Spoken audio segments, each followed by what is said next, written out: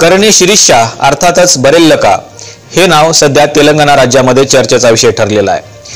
तेलंगणामध्येच नाही तर संपूर्ण देशामध्ये या नावाची सध्या चर्चा होते आहे।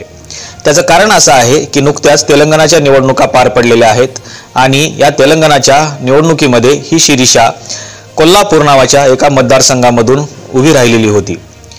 26 वर्षाची ही तरुणी कुठल्याही पाठिंब्याविना किंवा कोणाचाही सपोर्ट न घेता थेट निवडणुकीच्या मैदानातच का उभी राहिली हा विषय तिथला चर्चेचा ठरलेला आहे।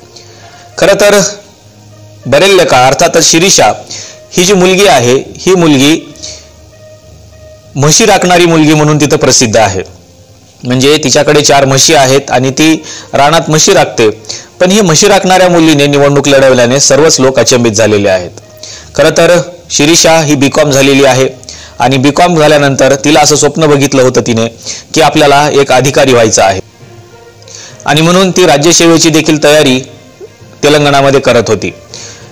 अतिशय गरीब घरातली आणि एका झोपडीमध्ये राहणारी ही मुलगी तिने अधिकारी होण्याचं स्वप्न बघितलं होतं आणि त्याच अनुषंगाने तिने तेलंगणामध्ये तयारी देखील सुरू केलेली होती। राज्यसेवेची प्री तिने पास केलेली होती। तसं पाहिलं तर तिने आतापर्यंत 2 राज्यसेवेच्या परीक्षा पास केलेल्या आहेत, पूर्व परीक्षा, आणि ती मुख्य परीक्षेला पुढे जाणार होती। पहिली जी परीक्षा तिने पास केलेली होती ती परीक्षा रद्द झाली कारण तिथला पूर्व परीक्षेचा पेपरच फुटलेला होता। पुन्हा तिने नव्या जोमाने दुसरी परीक्षा दिली। दुसऱ्या परीक्षेमध्ये देखील ती नव्या जोमाने नव्या उमेदीने पासही झाली, परंतु त्याचं शेड्यूल काही वेळेवर येत नव्हतं मुख्य परीक्षेचं। आणि म्हणून शिरीषाची जी परिस्थिती आहे ही परिस्थिती शहरामध्ये राहून तयारी करण्यासारखी नव्हती। म्हणून शिरीषाने शहर सोडलं आणि ती आपल्या गावी परत आली। गावी परत आल्यानंतर तिच्या आईनं असं ठरवलं की हिचं लग्न करायचं। पण शिरीषाला कुठेतरी असं वाटत होतं की आपण काहीतरी वेगळं करावं, आपण अधिकारी व्हावं, आणि म्हणून शिरीषा त्याच स्वप्नामध्ये होती। अशातच शिरीषाने 4 म्हशी घेतल्या आणि ती म्हशी राखायला देखील लागली। एके दिवशी म्हशी राखता राखता तिने आपल्या वेदना एका व्हिडिओमधून सर्वांच्या समोर आणल्या। म्हशी राखता राखता तिने एक व्हिडिओ तयार केला आणि त्यामध्ये तिने तेलंगणा राज्यामधल्या तरुणांच्या बेकारीच्या समस्या मांडल्या की राज्यसेवेची परीक्षेची तयारी करणारी जी मुलं आहेत ते राज्यसेवेच्या वेळापत्रकाची कशा पद्धतीने वाट बघतात आणि त्यांच्यासोबत कसा व्यवहार होतो याचं सत्यकथन शिरीषाने त्या व्हिडिओमध्ये केलं। हा व्हिडिओ तिने यूट्यूबला अपलोड केला आणि यूट्यूबला अपलोड केल्यानंतर या व्हिडिओला प्रचंड व्हायरल केलं गेलं। जवळपास 9 लाख फॉलोअर्स तिला या एका व्हिडिओमुळे मिळाले। मग शिरीषाने जी वेदना मांडलेली होती ही वेदना तेलंगणामधल्या प्रत्येक तरुणाची होती आणि म्हणून शिरीषाला प्रचंड फॉलोअर्स आले, शिरीषाला कमेंट्स आल्या, शिरीषाने त्याचं नेतृत्व करावं असं देखील अनेक कमेंट्स मधून पुढे आलं आणि लागलीच काही दिवसानंतर विधानसभेच्या निवडणुका देखील जाहीर झाल्या। या विधानसभेच्या निवडणुकीमध्ये शिरीषाने आपला फॉर्म कोल्हापूर या मतदारसंघामधून भरला आणि तिने निवडणुकीच्या मैदानात उतरायचं ठरवलं। ज्यावेळेस शिरीषाने कोल्हापूर मतदारसंघामधून आपला निवडणुकीचा फॉर्म भरलेला होता त्याच्यामध्ये दिलेली माहिती जर आपण बघितली तर आपल्याला असं दिसेल की शिरीषाकडे फक्त 3000 रुपयाची संपत्ती आहे। तिने दिलेल्या शपथपत्रामध्ये वैयक्तिक तिच्याकडे असलेली कॅश 1000 रुपये आणि निवडणुकीसाठी बँकेत उघडावयाच्या खात्यामध्ये डिपॉझिट म्हणून ठेवलेले 2000 रुपये एवढी शिरीषाची संपत्ती आहे। तिने जेवढं काही त्याच्यामध्ये विचारलेले संपत्ती बाबतचे प्रश्न आहेत त्या सर्व प्रश्नामध्ये तिचं पूर्ण रेकॉर्ड हे नील आहे। म्हणजे तिला कुठल्याही प्रकारची स्थावर आणि जंगम मालमत्ता तिच्याकडे नाही आहे। अशा परिस्थितीमध्ये शिरीषा या निवडणुकीच्या मैदानामध्ये उतरली आणि शिरीषाला एवढं प्रसिद्धी मिळाली की शिरीषाच्या घरासमोर गर्दी जमायला लागली। शिरीषाचे वडील दारू पीत होते आणि दारूच्या नशेमध्ये शिरीषाकडे असलेली 8 गुंठे जमीन होती, ही 8 गुंठे जमीन देखील लुबाडली असं शिरीषाचं म्हणणं आहे। शिरीषाची आई आहे, 2 भाऊ आहेत आणि वडील तिला सोडून गेलेले आहेत। म्हणजे शिरीषाचे भाऊ आणि शिरीषा आणि तिची आई एवढाच त्यांचा परिवार आहे। अशा परिस्थितीमध्ये शिरीषा तिथल्या युवकांचे प्रश्न म्हशी राखत राखत मांडते आणि शिरीषा थेट निवडणुकीच्या मैदानातच येते। शिरीषा ज्यावेळेस निवडणुकीच्या मैदानात येते त्यावेळेस शिरीषाला अनेक क्षेत्रामधून सपोर्ट मिळतो। तेलंगणा राज्यामधले एक उद्योगपती समोर येतात आणि ते तिला एक गाडीही देतात आणि 7 लाख रुपयेही तिच्या निवडणूक प्रचारासाठी देतात। याचबरोबर चित्रपट निर्माते राम गोपाल वर्मा हे देखील तिला ट्विट करून सपोर्ट देतात, तर अभिनेते पवन कल्याण हे देखील तिच्यासाठी सपोर्टर म्हणून उभे राहतात। आणि तिथली जी काही तरुणाई आहे ही तरुणाई तिच्यासाठी वेगवेगळं साहित्य जमा करते आणि ती निवडणुकीच्या मैदानामध्ये उतरते. ज्यावेळेस ती निवडणुकीच्या मैदानात उतरते तिच्या घरासमोर गर्दी जमते, त्याच वेळेस इतर पक्षाचे धाबे देखील दणाणले जातात की एवढी गर्दी जर शिरीषाच्या पाठीमागे जात असेल तर आपला पराभव निश्चित आहे. आणि म्हणून शिरीषाला धमकी दिली जाते, शिरीषाला काही आमिषही दाखवले जातात, शिरीषाला मारहाणी होते, शिरीषाला दुखापती होते.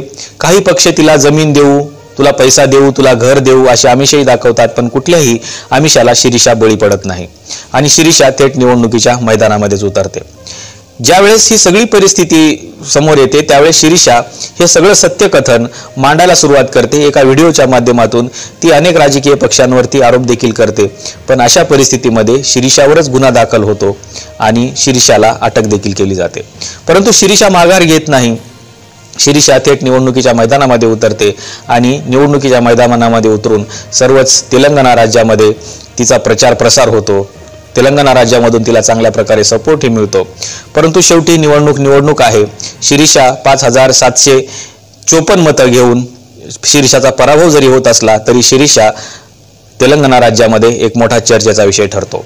खरं तर प्रत्येक घराघरामध्ये शिरीषा आहेत, कारण त्यांच्यासोबत असा व्यवहार होतो आहे. MPSCची तयारी करणारे महाराष्ट्रातील मुलं असतील किंवा इतर राज्यामध्ये देखील UPSCची किंवा राज्यसेवेची तयारी करणारी मुलं असतील, त्यांच्यासोबत असे व्यवहार होत आहेत. बेकारीचं प्रमाण वाढत आहे आणि म्हणून मग पर्याय काय आहे, तर मग लोकांच्या मनामध्ये, तरुणांच्या मनामध्ये असा विचार येतोय की चला आपणच निवडणुकीमध्ये उतरूया. आणि म्हणून असे पर्याय तरुण पुढे वापरत आहेत. येणाऱ्या अनेक निवडणुकांमध्ये अशा अनेक शिरीषा तुम्हाला पाहायला मिळतील. शिरीषाच नाही, फक्त एक तरुणीच नाही तर अनेक तरुण देखील अशा पद्धतीनं सरकारच्या अपोजमध्ये उभे राहताना आपल्याला पाहायला मिळतील. आणि म्हणून शिरीषा हे त्याचं जरी एक उदाहरण असलं तरी प्रत्येकाच्या मनामध्ये एक शिरीषा दडलेली आहे आणि या शिरीषाला बाहेर काढणं गरजेचं आहे. कारण तुमच्या माझ्या मनामध्ये जे असलेलं दुःख आहे, जी वेदना आहे, तुम्ही जे बेकारीचं स्वप्न, तुम्ही ज्या बेकारीला फेस करत आहात अशीच बेकारीची परिस्थिती अनेकांच्या मनामध्ये घर करून आहे. हिला बाहेर काढलं पाहिजे आणि आपण देखील व्यवस्थेसोबत बोललं पाहिजे, आपण देखील व्यवस्थेसोबत भांडलं पाहिजे. शिरीषाचा शेवटी जरी पराभव झालेला असला तरी शिरीषाने जे प्रश्न सरकारच्या लक्षात आणून द्यायचे होते ते प्रश्न शिरीषाने सरकारच्या लक्षात आणून दिलेले आहेत. तिने निवडणूक लढवण्याचं कारण काय होतं, तर त्याच्या पाठीमागे देखील अगोदर जे गव्हर्नमेंट होतं ते गव्हर्नमेंट जबाबदार आहे हे स्पष्टपणानं दिसते. कारण शिरीषा ज्या राज्यसेवेची तयारी करत होती त्या राज्यसेवेमध्ये ती प्री पास झाली, परंतु पेपर फुटला म्हणून तो पेपर रद्द झाला. पुन्हा शिरीषाने दुसऱ्या परीक्षेची तयारी केली, ती पुन्हा पूर्व परीक्षा पास झाली, पण मुख्य परीक्षेचं वेळापत्रकच आयोगाकडून येत नव्हतं. अशा परिस्थितीमध्ये अशा गरीब शिरीषाला शहरामध्ये राहून तयारी करणं शक्य नव्हतं, म्हणून ती गावाकडे येऊन म्हशी राखत होती. आणि म्हशी राखता राखता तिचं बरेल्लका म्हणजे म्हशी राखणारी मुलगी असा या शब्दाचा अर्थ होतो. आणि हीच बरेल्लका तिच्या वेदना घेऊन या मैदानामध्ये उतरते, कारण तिला सरकारला हे दाखवून द्यायचं होतं की आमचे प्रश्न काय आहेत आणि तुम्ही कुठल्या प्रश्नावरती काम केलं पाहिजे हे या शिरीषाला दाखवून द्यायचं होतं. निवडणूक जिंकेल किंवा हारेल हा प्रश्न शिरीषा समोर नव्हता, परंतु जे प्रश्न तरुणांच्या मनामध्ये दडलेले आहेत, लपलेले आहेत, किंवा ज्या प्रश्नाला घेऊन तरुणाई सध्या व्यवस्थेशी भांडत आहे किंवा ज्या प्रश्नामुळे तरुणाई गुदमरलेली आहे त्यांचा श्वास मोकळा करण्याचं काम शिरीषाने केलेलं आहे. अशा शिरीषा आपल्या प्रत्येक घराघरामध्ये आहेत. येणाऱ्या काळामध्ये या शिरीषांना बाहेर काढणं गरजेचं आहे आणि व्यवस्थेसोबत जर आपण लढा दिला तरच खऱ्या अर्थानं आपण यशस्वी होऊ असं आपल्याला दिसतं. या सर्व निवडणुकीच्या प्रचार प्रसारामध्ये जी शिरीषाची भूमिका होती त्या शिरीषाच्या भूमिकेला अनेक लोकांनी सपोर्ट केलेला आहे आणि म्हणून या भूमिका देखील लोकांना आता आवडायला लागलेल्या आहेत. शिरीषाच्या या धाडसाबद्दल आपल्याला काय वाटतं, कारण धाडसच म्हणावं लागेल, एवढ्या प्रस्थापित व्यवस्थेसोबत लढणं ही साधी गोष्ट नाही आणि म्हणून शिरीषाच्या या धाडसाचं आपण कौतुक तर केलंच पाहिजे, पण अशा अनेक शिरीषा जर आपल्याकडे असतील तर त्यांच्या पाठीशी देखील उभं राहिलं पाहिजे. आपल्याला शिरीषाच्या या धाडसाबद्दल नेमकं काय वाटतं हे सांगायला विसरू नका. आजच्या व्हिडिओमध्ये इथंच थांबूया. धन्यवाद. व्हिडिओला लाईक करा, शेअर करा आणि सबस्क्राईब करा.